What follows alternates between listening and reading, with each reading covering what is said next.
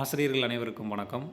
Dead pass மதிப்பெண் 60 என அனைவருக்கும் அறிவிக்க வேண்டும் என்ற மதுரை உயர்நீதிமன்ற கிளையின் நீதிமன்ற வழக்கு குறித்து வெளியே இருக்கக்கூடிய ஒரு மகிழ்ச்சி தகவல் பற்றி தான் இந்த வீடியோவில் பார்க்க போகிறோம்.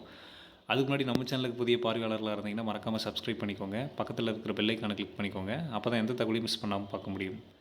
சரி, வாங்க வீடியோக்குள்ளே போகலாம். டெட் பாஸ் மதிப்பெண் 60 என அனைவருக்கும் குறைக்க வேண்டும் அப்படின்னு சொல்லிட்டு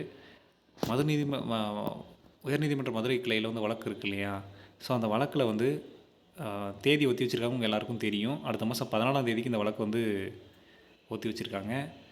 ஸோ இந்த வழக்கில் 60 மார்க் வந்து பாஸ் மதிப்பெண் அனைவருக்கும் வருமா ஜட்ஜ்மெண்ட்டு, இல்லை வராதா அப்படின்னு சொல்லிட்டு நிறைய பேர் தொடர்ந்து நம்மக்கிட்ட கேட்குறீங்க.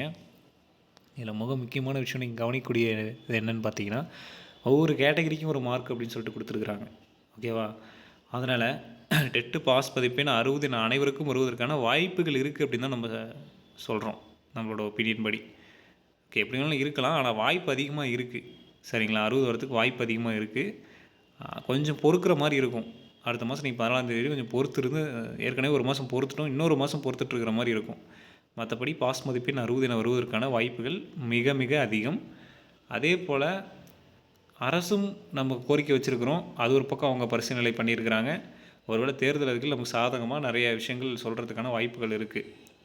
சரியா? அதனால் நீங்கள் அரசுக்கு கோரிக்கை வைக்கிறத ஒருபோதும் விட்டுறாதீங்க. ஓகேவா? நீங்கள் வீடியோ மூலமாகவும் கோரிக்கை வைக்கலாம், அல்லது கடிதம் எழுதலாம், இந்த மாதிரி கோரிக்கை வைக்கலாம். மெயினாக இந்த வீடியோவுக்கு சப்போர்ட் பண்ணுங்கள். அது மூலமாக இன்னும் கொஞ்சம் ரீச் ஆகும் நிறைய. அது நமக்கு அது ஒரு பாசிட்டிவாக மாறுறதுக்கான ஒரு வாய்ப்பு இருக்குது. அது ஒரு விஷயம். ரெண்டாவது, இந்த 2 விஷயத்தில் ஏதாவது ஒரு விஷயம் கண்டிப்பாக நமக்கு நடக்கும் பாசிட்டிவாக. நம்புங்க, தைரியமாக இருங்க. வாய்ப்பு அப்படிங்கிறது நீங்களே உருவாக்கிக்கணும். அதனால் அடுத்த காமன் டெட்டுக்கும் படிக்க ஆரம்பிங்க. இதில் ஏதாவது ஒன்று நமக்கு சொதப்பினாலும் அதை நமக்கு கை கொடுக்கும். சரிங்களா? காமன் டெட்டுக்கும் படிக்க ஆரம்பிங்க. உங்களோட கருத்துக்களை கமெண்ட்டில் சொல்லுங்கள். மேலும் இது மாதிரியான தகவலுக்கு நம்ம சேனலோடு இணைந்திருங்கள். நன்றி.